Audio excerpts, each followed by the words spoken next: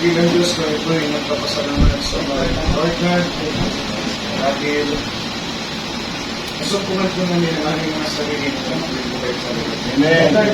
Tuloy na napakabuti mo Lord God. Tunay, ito ay Diyos Panginoon na binibigyan sa aming kalagayan ng Panginoon. Kung may mga bagay po Lord God na magiging hadlan Panginoon para hindi kami magkaroon ng kapayapaan sa aming mga puso. Panginoon, alisin mo po ito, Lord God. Gusto mo namin na maglakad, patuloy, Panginoon, sa buhay na ito, kasi ito ay dumating na may kapayapaan po ang aming mga puso. Amen. Iniisip naman po namin ay ikaw, kung anong kalooban mo sa amin. Amen. Kung paano po kami makakasama sa pag-aaral. Hallelujah. Yan po namin, Lord God, nasa-isay na ito lahat sa amin, ang aming nagsagay, Lord God. Amen. Ang tanging ginagawa lamang po namin ay binibigyan po ito ng dilim ng Panginoon. Wala po kami ibang magawa.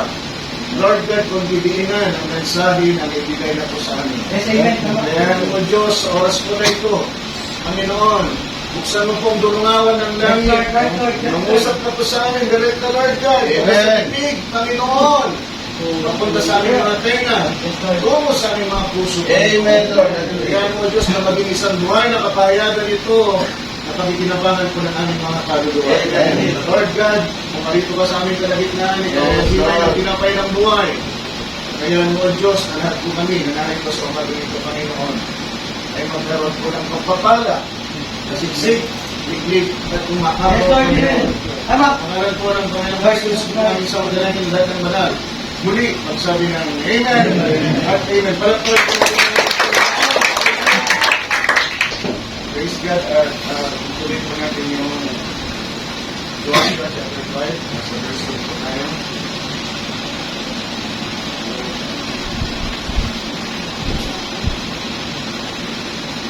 At ganito po sinasabi, at that time the Lord said unto Joshua, make these sharp knives. Verse 20.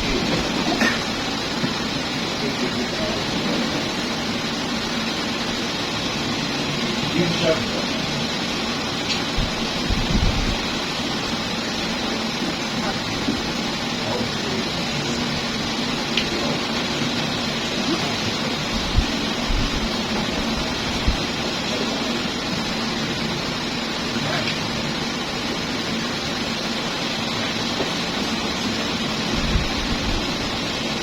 Sharp knives uncircumcised again the children of Israel the second time.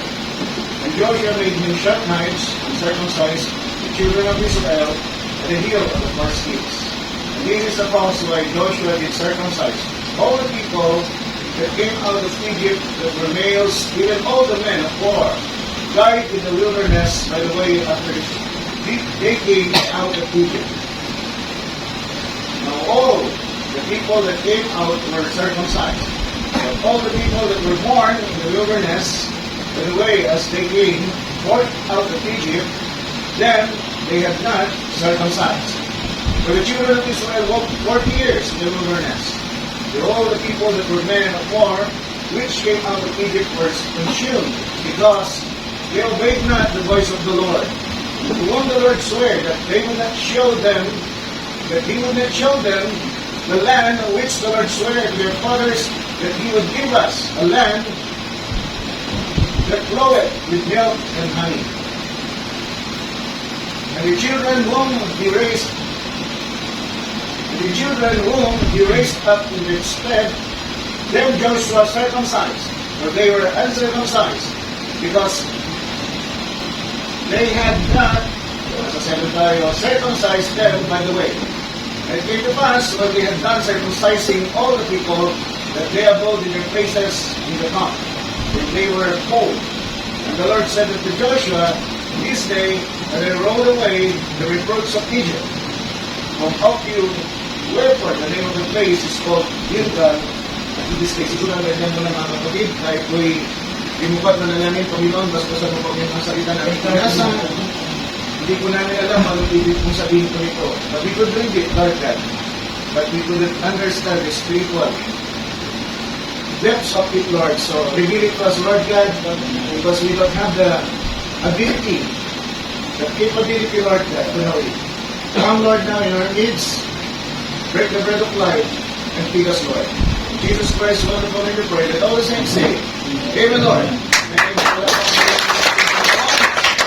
Hallelujah. Narin na po tayo magkaupo. Praise God. Hallelujah. Nung nakaraan, dinigyan ko natin yung iniquity of the Amorites, mga kapatid.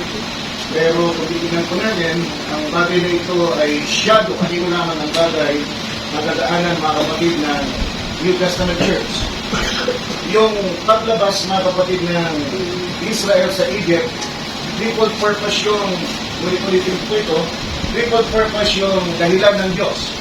Una, mga kapatid, ay para ilabas sila sa Egypt. Pangalawa is to punish the Amorites. At ang pangatlo, to give them an inheritance, mga kapatid. So, tatlo yun. At yun ang nakita natin na nangyari. Ilabas na yung mga Israelites sa Egypt. Along the way, mga kapatid, unang-una agad na pinarusahan ng Diyos. Nakita ko na yung scripture na hinahanap ko. Sa Leviticus chapter 18, verse 25, mga kapatid. Kung titignan natin, ang umpisa ng Leviticus chapter 18, ang tinatalakay doon ay Egypt at Canaan. And the rest is Canaan, mga kapatid. At sa verse 25, ng chapter 18 ng Leviticus, sabi doon, mga kapatid, I will punish. Mga kapatid, because of the wickedness of that land, sabi doon, I will make the land vomit the inhabitants. Gagawin ko na yung Canaan, isusupa yung mga nangyayari doon. Grabe galit ng Diyos, mga kapatid. So, nakita natin why the Amorites, because the Amorites are Canaanites. At ang Canaan, ito, mga kapatid, yung lupang pinangako ng Diyos. At ang Canaan, ito yung sinumpa ng Diyos. Bakit ito yung binibigay sa Israel? Kasi ba natin yan? Okay lang. At naman nakakita niya ng misis ko. Di ba naman yan? Bakit yung sinumpa, bakit yung binibigay sa Israel? Sabi niya. Sabi ko, siya rin sa mga kutin. Kaya salamat sa Panginoon, di ako mag-isip. Kaya pala itataboy yung mga inhabitants. See, the land is good, but not the sea, the inhabitants. You can see that.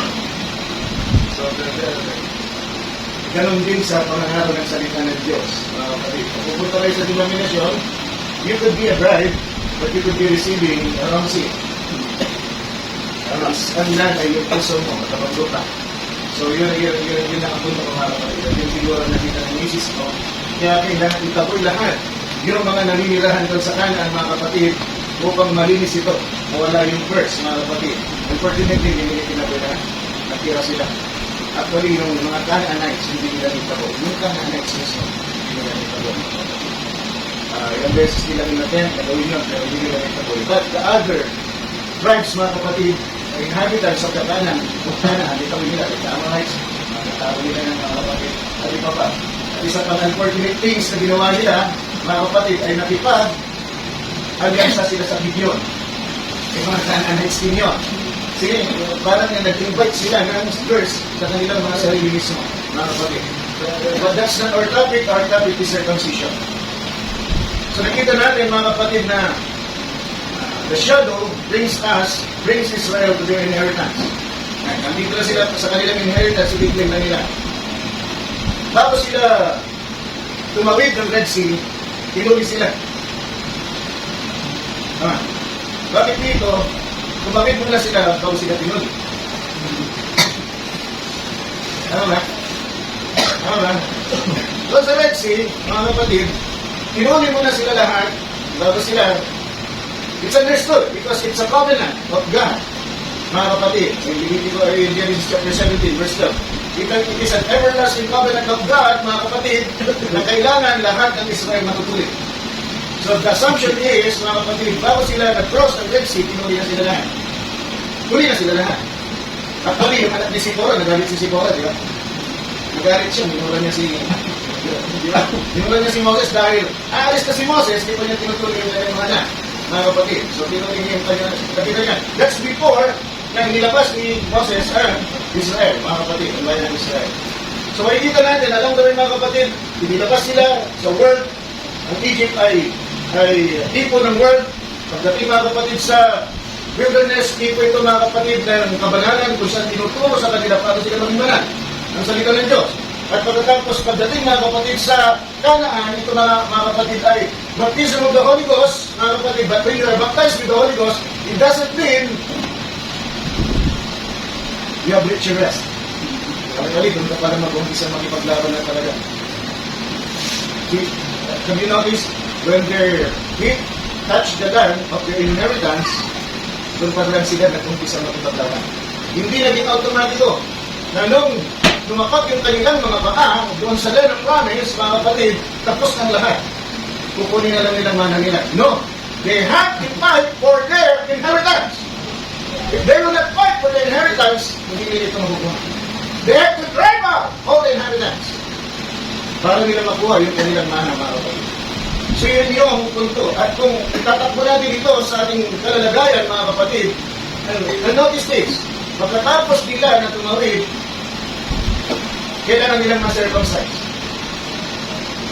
Punta tayo sa Genesis 17 para maunawaan natin, mga kapatid, ang punto rito. 17, basahin natin hanggang 13 siguro, 17 hanggang 13, because ito yung nakikipag-covenant, mga kapatid, si Abraham. And when Abraham was 90 years old, 99, tandaan po natin, almost 100, the Lord appeared to Abraham and said unto him, I am the Almighty God. Walk before me and be thou perfect. That is the condition. Walk before me, hallelujah, and be thou perfect. Why? I will make my covenant. I'm going to make a contract. Makikipag-contract ako sa iyo. Between me and thee, and I will multiply thee exceedingly. Marami ka ng sobrang dami. Hanaran fell on his face, and God talked with him, saying, As for me, behold, the covenant is with thee, and thou shalt be a father of many nations. Ito yung bahagi ko. Ito yung bahagi ng ating kontrata. Ang bahagi ng ating kontrata ay, sabi niya, gagawin kita magbunga, gagawin kita na dakilang nasyon, at ang mga hari ay magagaling sa iyo. Lalabas sa'yo. In Luke 7, he shall come out of thee. And I will establish my covenant between me, sino pasok niya? Abraham. He's making a contract with Abraham, not his seed. But he furthered the seed. Come on, diba? Can you see that? He is not directly making a contract with the seed of Abraham. He is directly making a contract directly with Abraham. At nakinabang yung kanyang mga binhi, mga kapatid. And I will establish my covenant between me and thee and thy seed after thee in their generations for an everlasting covenant. It's not a temporary covenant. It's a permanent covenant. It's a covenant that cannot be annulled. It's a covenant that cannot be broken. It's a covenant that will go on and go on and go on. You cannot be stopped by anyone. Mga kapatid, hallelujah! To be a God unto thee and to thy seed after thee. Na ako'y maging Diyos mo at Diyos ng mga sarili mo. And I will give unto thee and to thy seed after thee the land wherein thou art strangers. And nandiyan ang inheritance. All the land of Canaan for an everlasting possession, and I will be their God. Again, everlasting possession. Walang hanggan na pag-aari mo yan.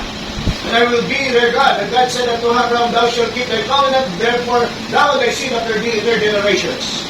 This is my covenant, which I shall keep between me and you, and thy seed after thee, every man child among you shall be circumcised. Kailangan tulihin.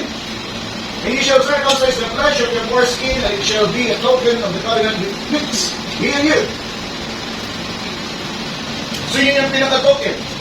Kung hindi ka circumcised, you are not in covenant with God. Susunod po natin.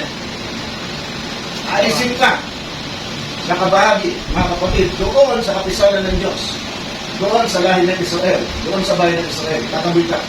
Because you rejected the token. And the token is circumcision. Alam natin, mga token, di ba? Pag pumalita ng LRT, kung wala ng token, hindi mo nakasakay. Hindi na token pa naman. Pero token. Mga kapatid. Okay.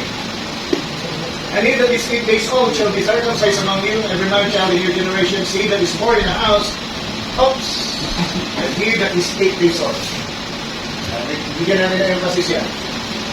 Shall be circumcised among you, every man child in your generation, he that is born in a house, or both with married or any stranger, which is none of thy seed. He that is born in thy house, and he that is bought with thy money, must needs be circumcised, and the covenant shall be in your flesh, for an everlasting covenant. In other words, mga kapatid, makikita yung tatak na yan sa inyong mga katawan.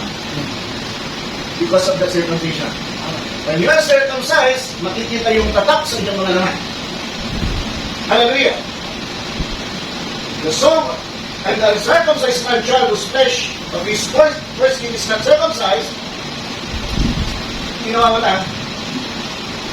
That soul shall be cut off from his people. He hath broken my covenant. Siguro ang ganyan lang muna, mga kapatid. Pero do you get the picture? Tumawid sila to Jordan, and Jordan is dead. Death to one. Death to one's self. Kamatayan sa sarili mo, mga kapatid. Yan ang ibig sabihin ng Jordan. See, yung unang tawid nila, mga kapatid, ay baptism. Justification. Now, pag nandito ka na, if you are baptized with the Holy Ghost, patay na ka na sa sarili mo. You are no longer controlling the master of yourself, mga kapatid, but the master of yourself is the Holy Ghost. Amen. Yun ang katotohanan. Kaya pagtawid mo, mga kapatid, kailangan na ng ma-circumcise. What's the purpose of circumcision? Ano yung nandoon sa loob? Ang tawag doon na smegma. Tama ba tayo, Rory? Smegma. Ang smegma, mga kapatid, yan ay mga oil, cells, mga kapatid, head cells, and everything in it na nagiging parang kesong puti. Tama ba? Ang tawag sa Tagalog ay okay. Wala nang masama. Kupal. Pero kung ba't pinasama nila yung word na kupal, ano? Hindi naman masama dapat yun.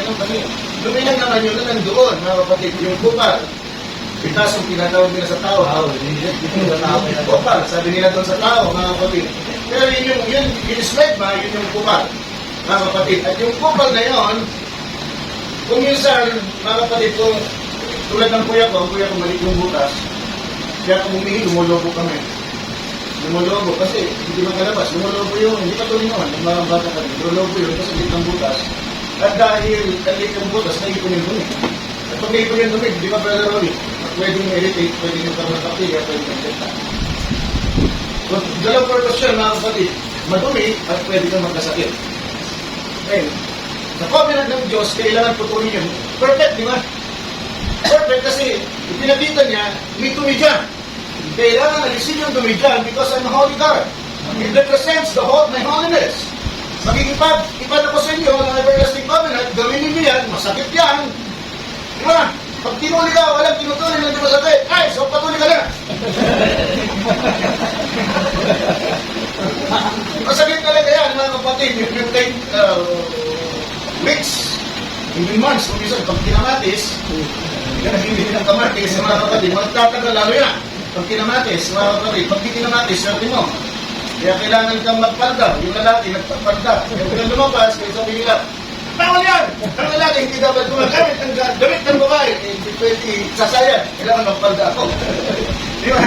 Mga kapatid, so, masakit yun, pero yun ang nirepay ng Diyos, mga kapatid, dahil kailangan malinis. He's a holy God. Pag ginawa mo yun, mga kapatid, you are in an everlasting covenant with God. And you should do it on the 8th day. After your mother give birth to you. Mga kapatid.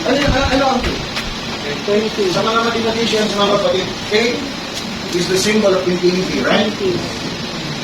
Calculus, infinity yan, mga kapatid. Bakit infinity yan, mga kapatid? Dahil walang hangganan. 2 zero yan. Hindi yan umihinto, mga kapatid. Hindi tulad ng 7. Hinto. Hindi tulad ng 6. Hinto. Hindi tulad ng 1. Hinto.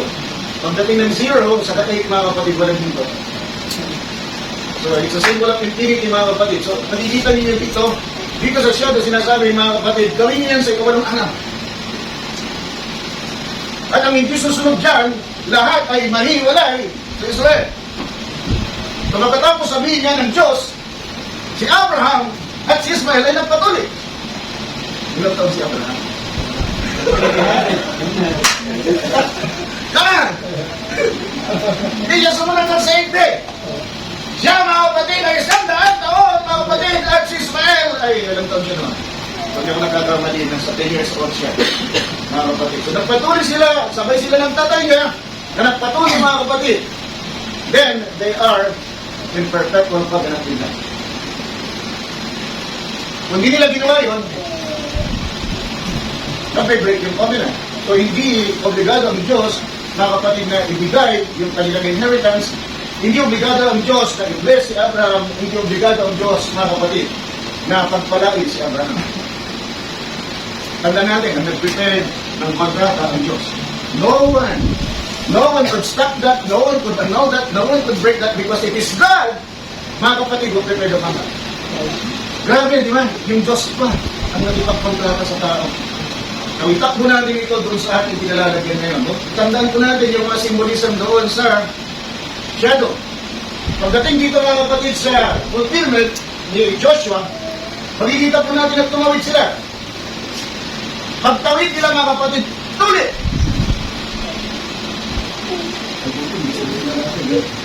Kung si Tagakis lang. Hindi. Kung sabi nyo, hindi ko lang may pinarap. Sabi nung pinarap, forward, sabi naman na, patay ko na rin daw, di ba? Eh, sabi nyo, huwag lang yung pinarap na.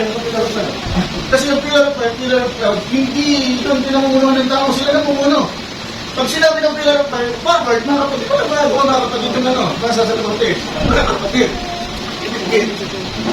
At mabuti, hindi sila sinalatin na. Pero pag sila natin sila, ganyan ito ang ano eh. Hawak yung mga palda nila. Nakikita niyo ba yung mundo? Senaryo rin ng mga kapatid. Kung titignan natin, nakala natin tinuli sila pagkatapos kinabukasan, nakipaglaban na sila. Hindi po ganun nangyari. Kung makikita po natin doon sa ating tekstong binasa, hanggang sila ay gumaling. Until they were made whole. Yan ang ibig sabihin nun. Hanggang sila ay gumaling. So meron, pagkatapos silang pinuli, may panahon na sila ay gumaling. Ilang araw kang gumagaling, pag pinupuli ka, ganun din sila. Mga kapatid. Pero ang gusto kong makita natin dito, mga kapatid, hindi sila pinuli, hindi. Bakit sila tinuloy ang dating? Wala na. Tama yun, pero meron pa isa. Bakit di sila tinuloy ang dating? Bakit pinayagan pa Diyos na tuloyin sila? I-request natin, bakit pinayagan ng Diyos tuloyin sila na hindi naman sila 8 days old? Sagot pa rin yun. Tama.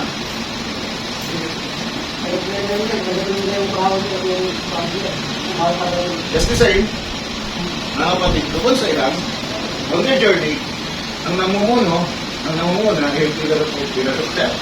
Pag tinuli sila doon, pag nagpugod, pinarokter. Abante! See, hindi nila magawa. Because it takes time, mga kapatid, para magpahilong na. Kung doon sila tinuli, hindi nila magawa yun dahil alam nila, mga kapatid, yung pag-move ng pillar of fire at pillar of cloud, hindi ito planado. Basta kung gusto niyang mag-move, move ka. You have to move with it, mga kapatid. Pag pumilos yun, pag gumalaw yung haliging apoy at yung haliging apoy, ulap, kailangan, alis ka. Susundan mo yun, mga kapatid.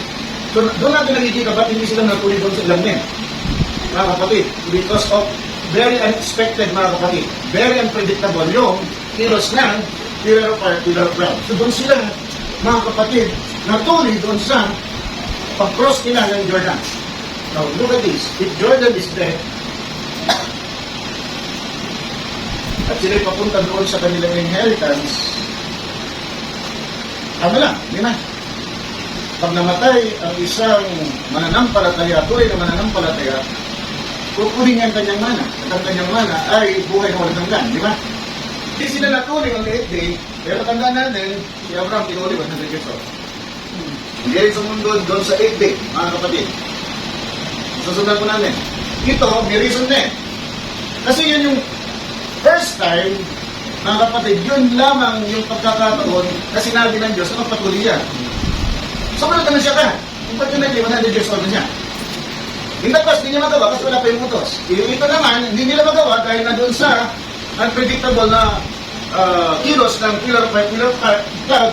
So pagdating nila doon, mga kapatid, sa kabila, sa Jericho, doon lang sila kasi settled na sila. Hindi na sila nagmamadali. Kanila na yung oras. Maliban sa nakain sila ng Jericho. Pero tingnan ninyo, binigyan muna ng takot ng Diyos yung Jericho. Kaya nag-aalakan din sila na lusubin, mga kapatid, yung mga Israelita. Sabi doon sa nakaraan na nakita natin, mga kapatid, ang kanilang puso, mga kapatid. Pinanghinaan sila, kinilabutan sila ng gusto, mga kapatid, at sila'y nanlunamo, sila ay naupos, mga kapatid. So gano'n ang kalalagayan, wala na silang diwa. Anong ibig sabihin? They don't have a fighting spirit anymore. Wala na silang kalooban na makipaglaban pa. Gano'n ang kalalagayan, mga kapatid, ng mga taga-Jericho. Kaya salamat din. Kaya kung hindi, baka naisipan nilang lusubin, mga kapatid, yung mga Israelita, kung nilusob sila, siguradong talo sila. Pag circumcised ko, alam mo yan, kanina nga, nakakang lakas. Mga kapatid, masakit pa. Alam, hindi malam kung gagawin ng pagipaglaban. Siguro, buwa ko, paala na, kung gano'n, di ba? Pero hindi pinahintulutan ng Diyos sa gano'n. Binigyan na ng takot bago pa nga nangyari. Now, look at this.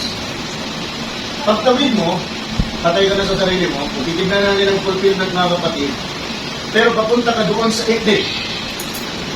8 days eternity. Kasi yun yung requirement eh. Nakita niyo bakit the requirement 8 days, mga kapatid? Because the moment you're circumcised, all the filthiness, lahat ng dumi, lahat ng kasamaan, lahat ng bagay, mga kapatid, na hindi kaya-aya kasamaan sa harap ng Diyos, mga kapatid, ay pinapakita mong naalis na at pasok ka sa walang hanggan pagkikipagkitan sa Diyos. Whatever your age! Abraham, but the moment, mga kapatid, nagpatuloy siya, pasok siya sa everlasting covenant ng Diyos. Mga kapatid, itong mga kapatid, nung nagpatuloy sila, mga kapatid, they have to be circumcised before they could get their inheritance. Come on. Hindi nila makukuha yung kanilang inheritance, mana hanggang hindi sila, mga kapatid, natutuloy. Kailangan muna silang patuloy, mga kapatid, because they are coming to the 8th day. Ang 8th day, di ba? Yung 8th day, the moment, mga kapatid, na pumasok ka sa 8th day, wala ka na dapat kasalanan, wala ka dapat magdanasa, mga kapatid, na gumawa pa ng kasalanan, wala ka na dapat kasamaan sa isipan. Lahat dapat nila sa puso mo ay kabanalan. Kamukha ka ng Diyos. Tanggal lahat yung dumi. Bakit? Sabi sa Romans chapter 2 verse 29 mga kapatid, ang pagtutuli dito sa New Testament mga kapatid ay pagtutuli sa puso. Pagtutuli sa puso. Romans chapter 2 verse 29 sabi ng mga kapatid ni Pablo, hindi na pagtutuli kung saan inaalis yung dumi, yung foreskin mga kapatid, ng ari ng isang lalaki mga kapatid, kundi ito'y pagtutuli ng dumi sa puso. But he is a Jew, which is one inwardly. The circumcision is God of the heart, in the spirit and not in the letter. Not in the letter. Whose praise is not of man, but of God. Whose praise is not of man, but of God. Hindi dahil sa gawa mo, hindi dahil sa gawa ng tao, hindi dahil sa pagsusumikap ng tao, mga kapatid, kundi dahil sa Diyos. Hallelujah. Nung ikaw, the moment, tumawid ka, mga kapatid, sa iyong Jordan, the moment nag-decide ka na mamatay ka sa iyong sarili, mga kapatid, hallelujah. What do you get? Hallelujah. Say, you will the will of God. Amen. And once you will the will of God, God will write His will to your heart. Right, amen. And once, mga kapatid, ipagpinan ninyo, once you will the will of God, you receive the Holy Ghost. Amen. And once you receive the Holy Ghost, tingnan nyo, don't bring the Holy Ghost whereby you are saved unto the day of your redemption. Do you receive a mind? Yes! Right, amen. Do you receive a mind? Yes! Right. In the shadow, do you receive a mind? Yes! Tama. Do you receive a mind? In the flesh! Right. Here, you receive a mind, mga kapatid, in your heart. Right, amen. Don't bring the Holy Ghost whereby you are still to the day of your redemption. Yeah. Oh, hallelujah! Oh, hallelujah. Praise God. Napakaganda yung Right, tama. sasalarawan ng Diyos sa atin, Amen. mga kapatid. Amen. Hallelujah! Talaga, hindi ko nakikita ng Panginoon. Tama. Right. Pero sa atin, di ba, sila, tama rin kakanta sila. Tama rin pupuri sila. Tama rin para magpapansal sila. At ano yung kanilang mensahe, paulit-ulit na salvation. Walang problema dyan. Pero paano ka masisip? Kapag nagsasalubong sa Panginoon kung wala kang alam. Right, tama. Hindi yung pinapaalam ng Diyos. Amen. Sa ating mga kapatid, sabi nila, pagkat tinanggap ng Panginoon, sampalatayanan mo lang ang Panginoon, ligtas ka na. No! There should be a manifestation. Right, amen. Hindi pwedeng ganun lang. Ano, siniswerte ka? Porque tinanggap mo si Kristo, mabuhay ka na lang ng gusto mo dahil nananampalataya ka na mahal mo si Kristo. Kung mahal mo si Kristo, hindi ka gagawa ng kasamaan. Kung mahal ka si Kristo, sabi niya, if you love me, keep my commandments. Right, amen. Amen. Hindi niya sinabi, mga kapatid, mabuhay ka ng gusto mo dahil mahal mo naman ako eh, sumasampalataya ka sa akin eh. Ano sinasampalataya mo, Kristo? Si Kristo. Si Kristo ang salita! Amen. Kung siyang salita, sasampalatayanan mo ang salita ni Kristo. Amen. Hindi ang salita ng tao. Hindi ang mga pinag-aralan sa mga seminaryo. Hindi kung anong bagay na tinuro ng tao. Yan ating kailangan tanggapin, mga kapatid. Hallelujah. Kaya salita, pura dalisay na salita ng Diyos. Kung hindi natin ito magagawa, mga kapatid, we are not giving a command ng Diyos. Purihin ang Panginoon. Amen. Hallelujah. Tumatatawid na tayo. Pag tayo tatawid ng mga kapatid, kailangan handa na tayo. Handa mo na bang ibigay lahat? Kung ano yung piningatan mo sa puso mo, handa mo na magpagawa ng lahat. Kung hindi natin pagkakawalan ng mga kapatid, there's so many things, mga kapatid, na nag-struggle tayo sa buhay. At yung mga bagay na yung mga kapatid, yan ang magiging hadlang para makuha natin ang ating mana. Ang pwede natin gawin ngayon, mga kapatid, ay sabihin sa Banal na Espiritu Santo sa oras na ito, nang pumarito ka sa akin, sakupin mo ako. Isulat mo sa aking puso ang kalooban mo dahil ayaw ko maiwan. Marami akong kahinaan, marami akong bagay na nagagawa laban sa iyo. Hallelujah, Diyos. Ngunit ayoko ang aking ginagawa. Alam mo yung ayoko ang aking ginagawa. Gusto kong baguhin mo ako ng gusto. Gusto kong baguhin mo ako ayon sa banal na kalooban mo. Gusto kong makita mo ako na katulad mo. Amen.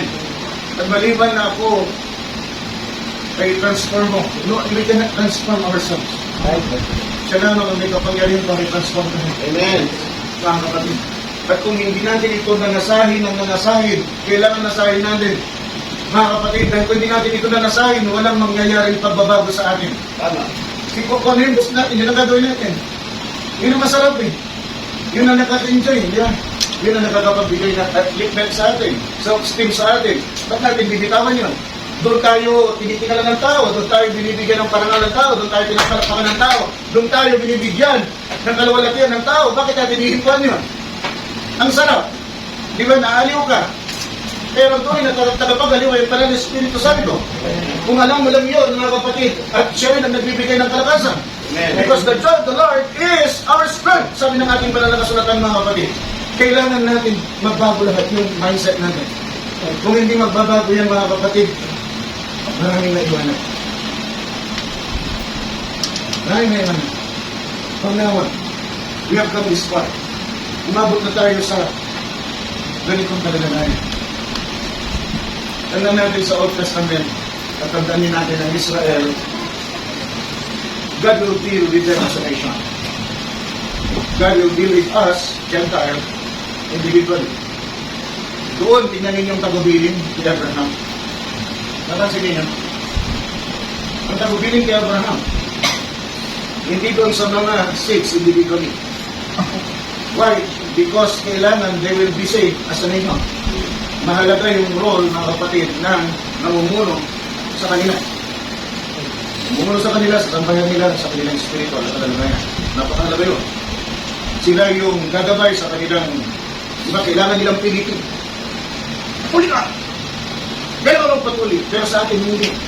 Because since we will be saved individually, mga kapatid, the sins of your father, mga kapatid, ang kasalanan ng ama mo, hindi mo kasalanan, yan ang sinasabi ng banal na kasulatan, at hindi ka mananagot sa kasalanan ng magulang mo, pero hindi ka rin pwedeng iligtas ng magulang mo.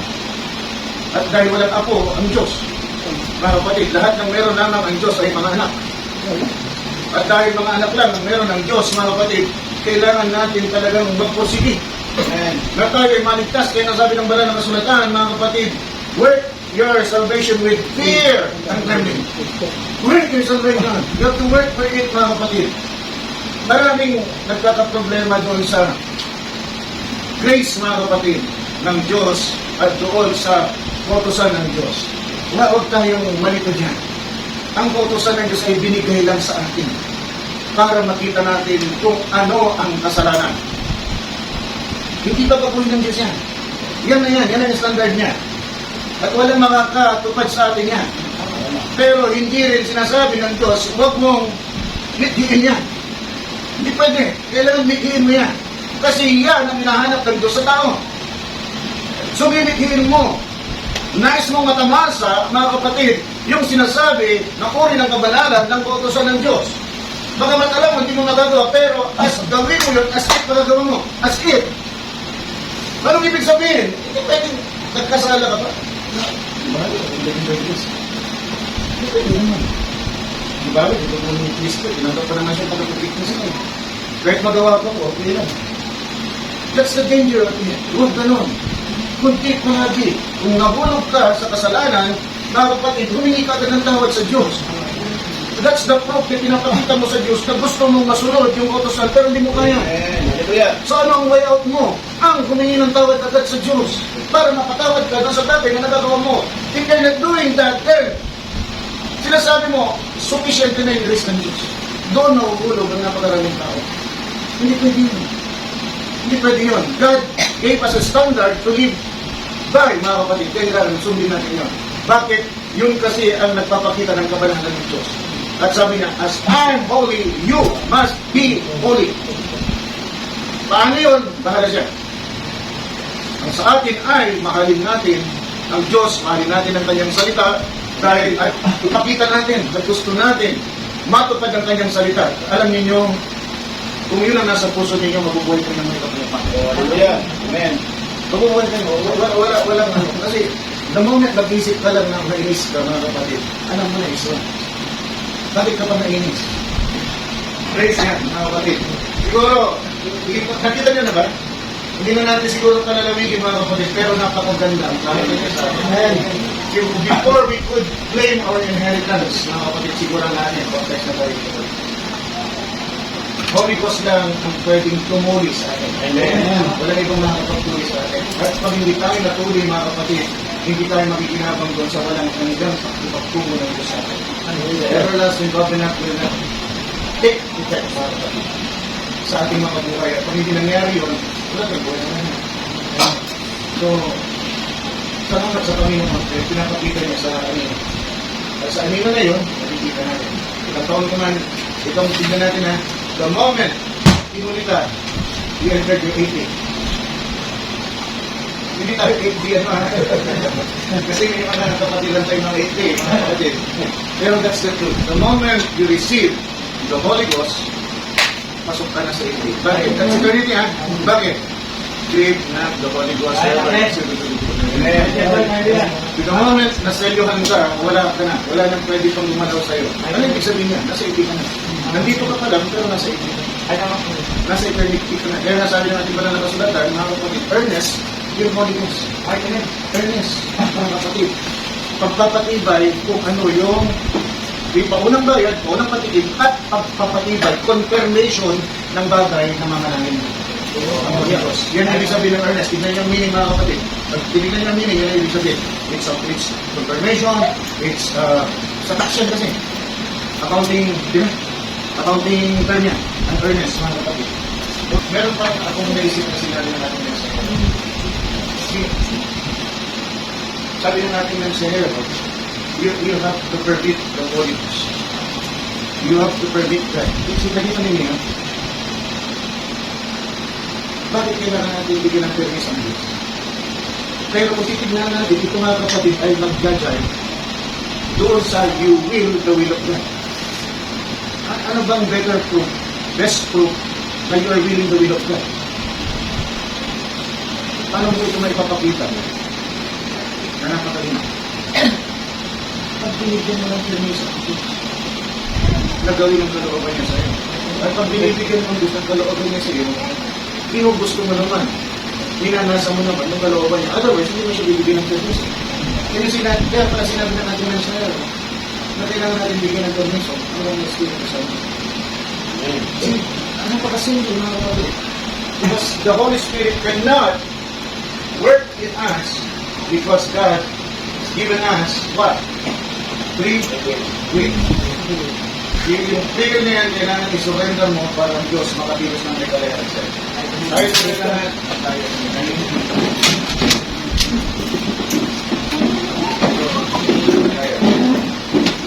Pinoon, magpapasalamat po kami sa pagkakulit sa amin. Lord na, sa patuloy na pagkikitungo sa amin, Lord na napakasimpleng bagay. Napakasimple kami ng pero you are teaching this church, Panginoon, sa napakaraming bagay na ngayon din pa lang namin natutunan.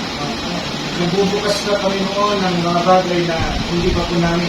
Napakasimple. Kung totoo si Lord God. Pero yung kasimplihan na yun, Lord God, natututo po kami ng gusto. Kaya, na hindi namin natutunan sa nakalipas. Kaya nagpapasalamat kami sa iyo. Dahil alam po namin, Panginoon, pag ganito ang nangyayari, tila baga nagmamadali ka. Tila baga darating na. Kaya tulungan mo kami lahat. Tulungan mo kami lahat. Kaya ipagkalog namin sa iyo ang aming mga puso. Kaya alin namin ito sa iyo. Tulungan mo kami na mamanage po namin ang aming buhay ayon sa kalooban. Dahil kung hindi mo ito gagawin, Lord God, maraming alok ang sabi mo natin. Maraming bagay, Panginoon, na pwedeng magulat kami ngayon na. Sunggaban namin ito, Lord God, dahil maganda yung alok. Pero kung ipapakita mo sa amin at ikukondict mo kami, Panginoon, bago pa man namin ito magawa, sunggaban, makakaiwas po kami sa kapahamakan. Kaya palagi po kami samahan sa aming paglalakad habang hinihintay po namin ang iyong muling pagdating. Patingin sa aming mga mali, pigilan mo kami na gawin ang mga bagay na ayaw mo, isipin ng Panginoon at damdamin. Ayan mo, Diyos, yung lamang makapagbibigay ng kaluwalhatian sa iyo, kapulihan, Panginoon, ang siyang mapangyari sa aming mga buhay. Amen. Tulungan mo kami lahat. Okay, pasabot namin sa iyo ng buong buo ang aming kalooban, aming buhay. Amen. Aral po ng Panginoong Kristo Jesus, kumanin sa madalangin ng lahat ang balang muli magsabi na, Amen. Athena. Tinatawagan niyo po si Marian. Salamat po kami.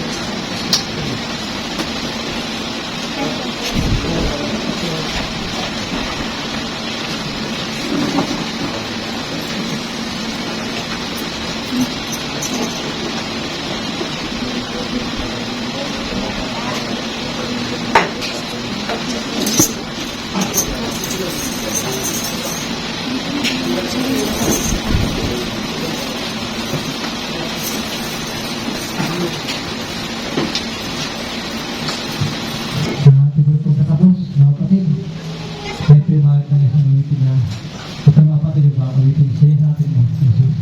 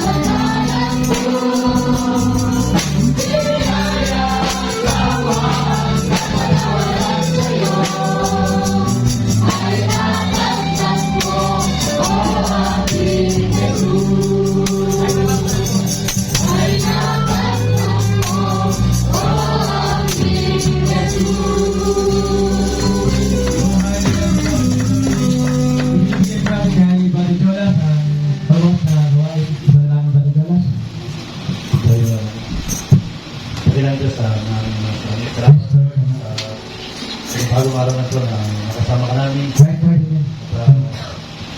Minsan pa, ayugnay kami sa iyo na ikaw ang aming ama at kami ang mga anak mo. Salamat sa mensahe na nagsawa namin. Sa mga Lord. Pagpalain mo po ang mga karamihan sa Rizal. Yes, Lord. Tama.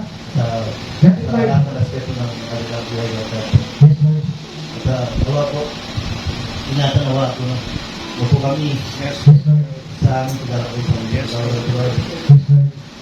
Sila makarating kami sa Kaya tulungan mo po kami. Yes. Dahil nais namin ay matupad po ang mga kalitugan at salita. Yes, Lord. Amen. Masunod at tanggal na kalooban. Yes, Lord. Kami po ay mga taong Maynila, Tama. mga kasama, Oo. ako na po kami kung Yes, minsan, Lord. Tama. kung madalas, kapag namin mga salita. Oo. Tulungan mo po kami na Yes, Lord. masunod. Ang ayon sa iyo, para Yes, Lord. wala ka tama. Lahat na ito ay tinulong namin sa mga Kristo. Aming Diyos ay napagligtas. Yes, Lord. Amen. Amen. Amen.